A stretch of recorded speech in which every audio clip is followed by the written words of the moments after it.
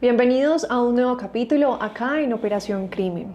Hoy nos acompaña Jeffrey Garavito, con más de 15 años de experiencia en investigación judicial, criminalista y ciencias forenses. Hoy vamos a hablar del caso del cantante Freddy Burbano. Bienvenido, Jeffrey, gracias por estar acá. Muchísimas gracias a ustedes por la invitación y bueno, bienvenidos a todos. Belisario, bienvenido, ¿cómo estás? Muy bien, Valentina, muy bien. En un nuevo capítulo más, con un invitado magnífico. Jeffrey es absolutamente reconocido en todo el tema de la criminología, la criminalística, la investigación criminal como tal. Ha liderado unas capacitaciones muy importantes en temas de la Policía Nacional específicamente, a todos los que nos interesa este campo en particular. Entonces, nada, Jeffrey, qué bueno tenerlo acá. Gracias, Belisario. Un caso también distinto porque no solemos hablar de cantantes, pero este sí marcó mucho Colombia. Sí, Valentina, en una situación donde por algo que sin lugar a dudas es una conducta irresponsable y es excederse en el consumo de bebidas embriagantes y manejar bajo efectos de alcohol, pues generó este accidente trágico que tuvo como tal a una víctima, a una joven. ¿Qué nos puedes hablar un poco de este caso, Jeffrey? Bueno, este es un caso lamentable que realmente fue la tragedia de varias familias, ¿sí? De una irresponsabilidad al volante realmente por parte de una persona que debería estar dando ejemplo a la sociedad por su posición como figura pública, y también la imprudencia de una persona que iba prestando un servicio público al cruzar un semáforo en rojo. Aquí hay un cruce de muchas variables que desencadenan en la trágica muerte de una persona. Es un proceso que ha seguido su curso judicial, que a la fecha todavía no tiene un resultado en firme, pero que sirve mucho para analizar desde el punto de vista criminalístico en lo que es la accidentología vial, y también desde el punto de vista criminológico para entender un poco ese comportamiento tanto de la víctima como del victimario. La joven que estaba en el taxi, ¿ella fallece en el instante? Bien, claro, hay una muerte de ella prácticamente que inmediata. El golpe que se genera por parte de ese accidente de tránsito, la proyección que se da del vehículo contra las paredes de un establecimiento comercial y la falta de uso del cinturón y varios factores hacen que esta persona salga proyectada del vehículo y fallece casi que inmediato. Y por el otro lado, Freddy iba pasado de tragos, ¿verdad? Efectivamente, hace parte del proceso ese análisis, y pues eso es lo que determinó en su momento la Policía Nacional, que hizo todo el procedimiento de atención al lugar de los hechos. Bueno, yo sí quisiera, Valentina, que pronto tú nos leyeras de lo que sabes, el nivel de alcoholemia que tenía el cantante, y que en ese sentido Jeffrey nos explicara qué significa toxicológicamente ese nivel de alcoholemia. ¿Por qué eso es tan grave cuando se está al volante? Así es, y era un nivel 3. ¿Qué quiere decir? Bueno, a nivel internacional hay diferencias conceptuales respecto a los grados de alcoholemia de acuerdo a la legislación que tenga cada uno de los países. Colombia específicamente se rige bajo una normatividad emanada por el Instituto Nacional de Medicina Legal y Ciencias Forenses. Estamos hablando de la resolución 1844 del año 2015, que nos da los niveles de alcohol permitidos en la sangre. Cuando nosotros estamos hablando de un nivel de alcoholemia grado 3, estamos hablando que estamos de 150 miligramos de etanol sobre 100 mililitros de sangre, es decir que de esa cifra hacia arriba. Si tenemos 151, tenemos 200 o 300, siempre nos va a dar grado 3.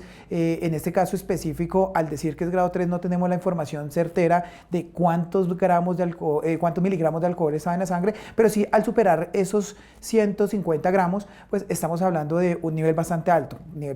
Para que la persona pierda la conciencia en algunas oportunidades, para que pueda llegar a tener un estado de alteración emocional en oportunidades también, para que no reconozca de manera clara los juicios de valor al momento de tomar decisiones, y obviamente el funcionamiento del cuerpo comienza a tener unas reacciones para poder generar esa reacción específica hacia un impulso o hacia una reacción como es el frenar, acelerar o el conducir un vehículo. En este momento Colombia es el grado más alto de alcoholemia, que no es permitido obviamente, pero es el más alto grado que tiene nuestra legislación y que tiene una afectación no solamente económica, sino una sanción en afectación en cuanto a la posibilidad de manejar vehículos en todo el territorio nacional, una cancelación de la licencia de conducción y obviamente también viene derivado todo un tema penal como lo que se está viendo en este caso, cuando hay lesionados o muertos. ¿Cómo se hacen estas pruebas?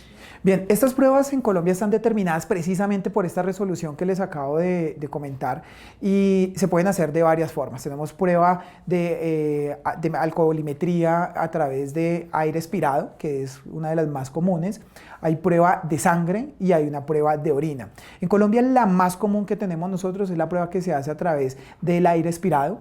Esta prueba se hace a través de los equipos alcoholsensores que básicamente toman la información del aire que nosotros estamos proyectando que se encuentra en los pulmones y hace una medición de cuánto porcentaje hay de alcohol en ese aire para poder generar un resultado.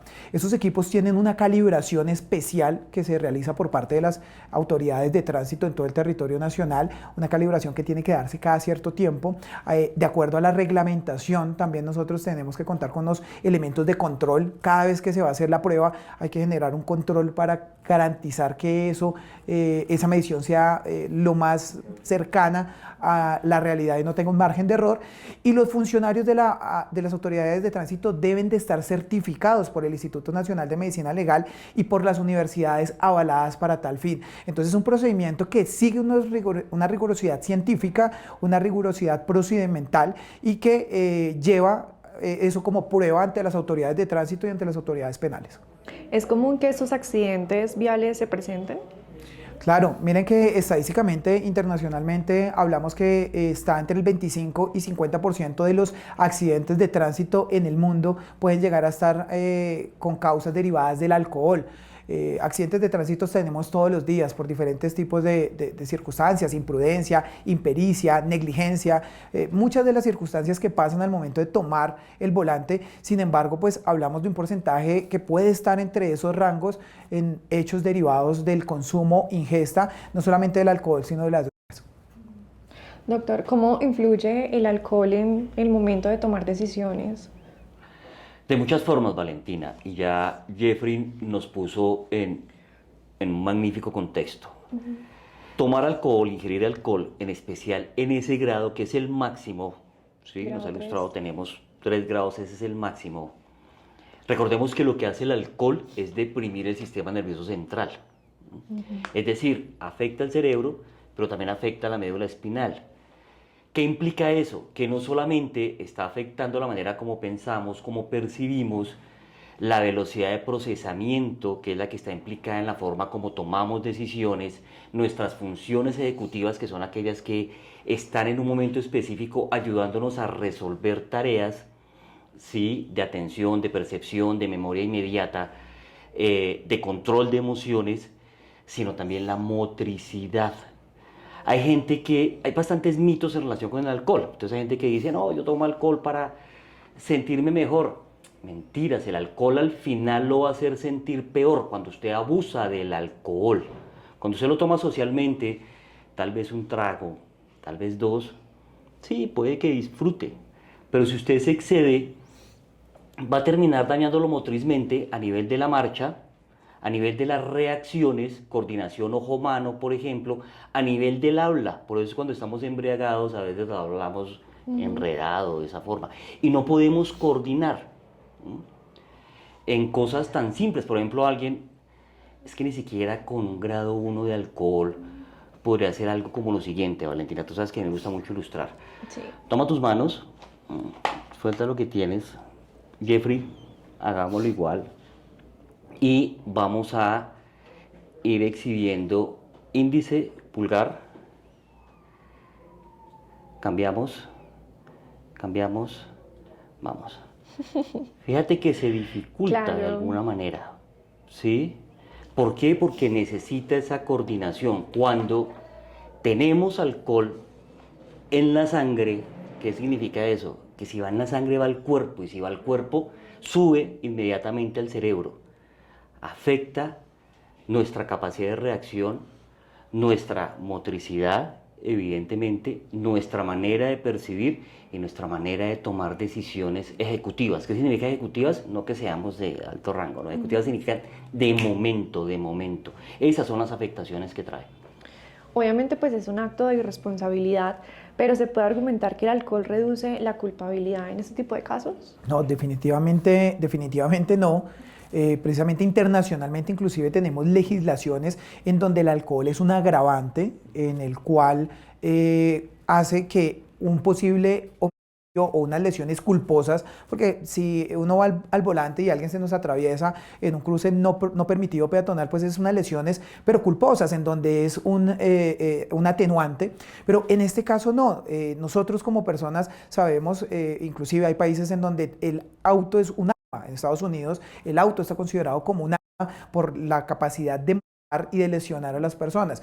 Cuando nosotros ingerimos alcohol, pues básicamente estamos teniendo un en la mano que podemos lesionar personas, podemos generar daños patrimoniales a bienes inmuebles o poner en peligro la ciudadanía. Si nos damos cuenta, el arma de fuego en Colombia está regulada por el decreto 2535 que nos dice que no se puede ingerir bebidas alcohólicas con de fuego. Al igual, nuestra legislación no puede tomar como un atenuante el ingerir bebidas alcohólicas, sino por el contrario, a veces se toma como un dolo eventual dependiendo de alguna jurisprudencia. Entonces se deja de ser culposo a un doloso, ¿sí? ¿Los familiares de estas personas quedan con problemas o con algo psicológico también? Es muy posible, Valentina. Fíjate que el impacto psicológico, conductual, emocional, de perder un ser querido, en especial en una circunstancia no prevista, ¿sí? Porque hay circunstancias previstas en las que si mi padre tiene 88 años y tiene una enfermedad terminal, pues es una circunstancia donde yo puedo pensar que el fin de su vida esté próximo, ¿no? Sí. Pero en una situación donde, como el caso de la víctima que nos ocupa, una joven que está básicamente empezando a vivir, que tiene un proyecto de vida, que tiene una familia, pues el impacto es muy fuerte. Evidentemente deben trabajar en su proceso de duelo, de elaboración precisamente de ese duelo, y está también quien generó este accidente por esos actos de irresponsabilidad, por esas circunstancias que muy bien Jeffrey nos ha explicado hoy, pues llamado a reparar. Porque el fin de la justicia no es solamente punitivo, recordemos que también hay un fin de la justicia reparador, y la reparación es económica, pese a que eso pues jamás devolverá la vida de esta persona, pero sí va a pagar un poco ese proyecto que tenía. Entre más joven sea, pues más hay que pagar por ese proyecto de vida que pudo haber tenido esta persona en su momento. Freddy ya recibió condena, pero creo que es domiciliaria y muchas personas pues obviamente no están de acuerdo con esto. Bueno, los temas de la legislación es un tema que realmente sale de las manos de la ciudadanía.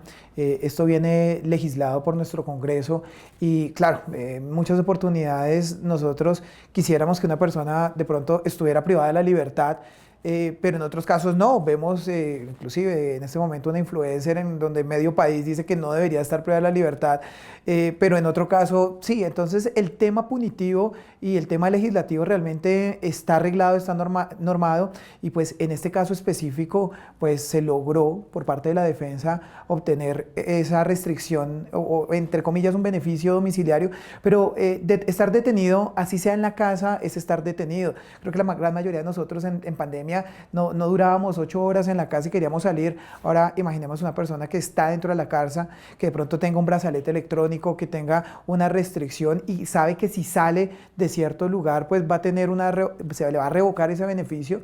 Entonces estar detenido dentro de la casa también es una pena. ¿Una persona puede sentir arrepentimiento después de haber causado esto? Sí, Valentina, es posible que en estos casos particulares quien generó precisamente por esa conducta irresponsable el accidente, pues tenga arrepentimiento. Y mira lo que nos acaba de mencionar Jeffrey.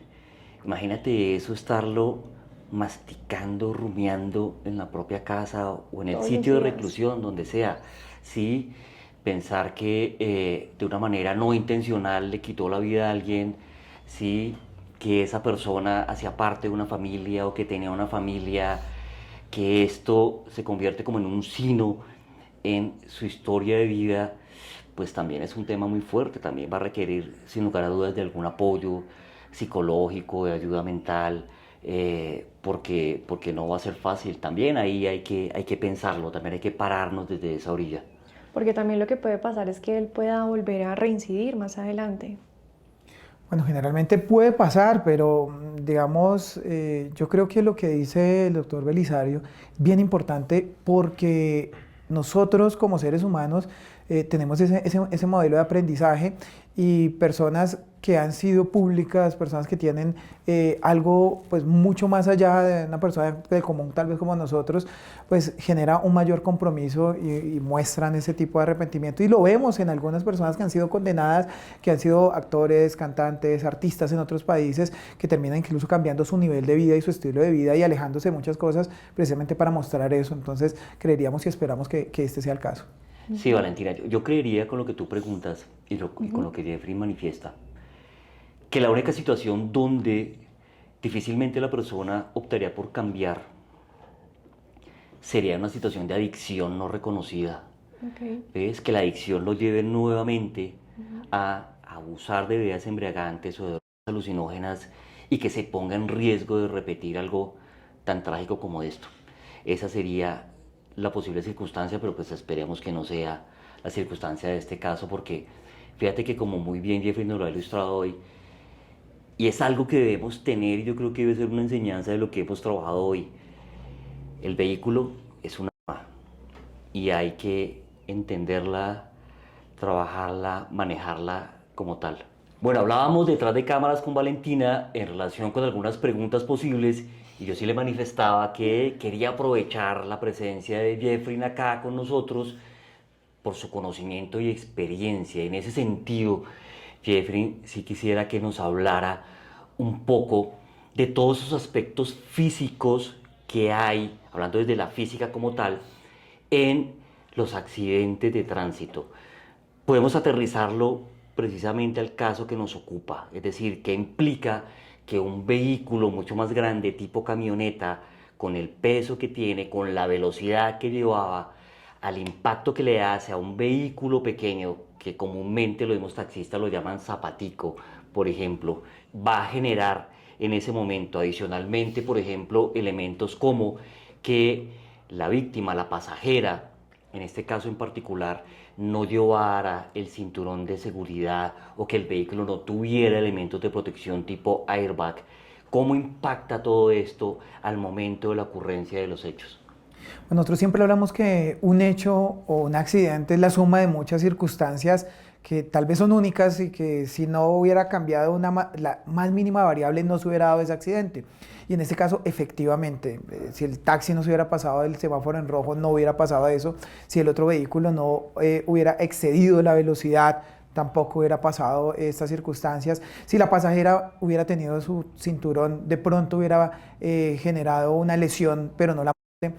Y efectivamente eso es lo que nosotros estudiamos dentro de la investigación criminal y específicamente dentro de la física forense y la accidentología vial, en donde estudiamos todo ese tipo de variables a través de el análisis de las huellas de frenado, de las huellas de arrastre, de los videos de las cámaras de seguridad, de la información que podemos recolectar nosotros a través de tecnología, como en este caso que tuvimos la oportunidad de ir al sitio, hacer un escaneo 3D del lugar de los hechos con equipos de precisión milimétrica y poder generar la posible reconstrucción del hecho basado en los videos.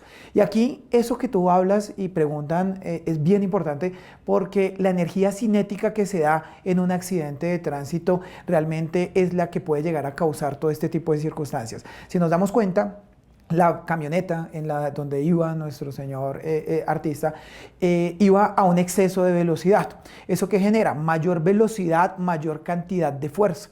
¿Sí? Entonces el peso del vehículo a mayor velocidad va a generar una fuerza mucho mayor porque el impacto del choque va a ser bastante alto.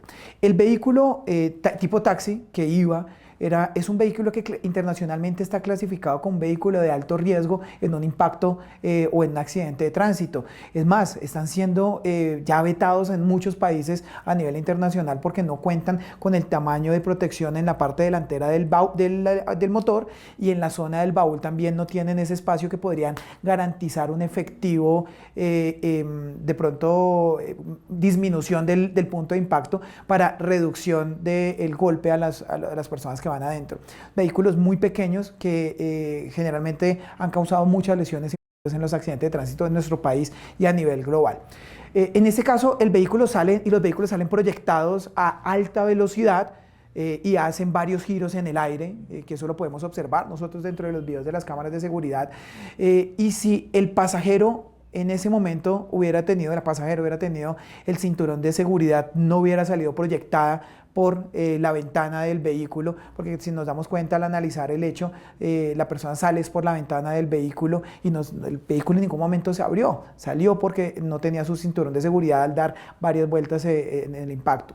Entonces, aquí es donde viene lo que internacionalmente, inclusive en Colombia está, pero no se aplica mucho, y es el uso del dispositivo del cinturón de seguridad por parte de todos los pasajeros, el uso de las sillas de los bebés o de los niños en la parte trasera, y esa normatividad que es internacional, lastimosamente en Colombia no se aplica. Nosotros vemos que aquí no tenemos código de tránsito en muchas regiones del país, vamos a muchos municipios, inclusive ciudades, en donde las personas andan sin casco, andan 5 o 6 personas en una moto a altas horas de la noche, y las autoridades de tránsito no tienen la capacidad para poder reaccionar sobre esto. Se presta servicios de transporte en motocicletas sin ningún tipo de seguridad de los pasajeros. Entonces, la cultura de seguridad vial es bien compleja. Entonces, a nivel de investigación, eso sirve mucho para poder determinar la responsabilidad o no de una persona.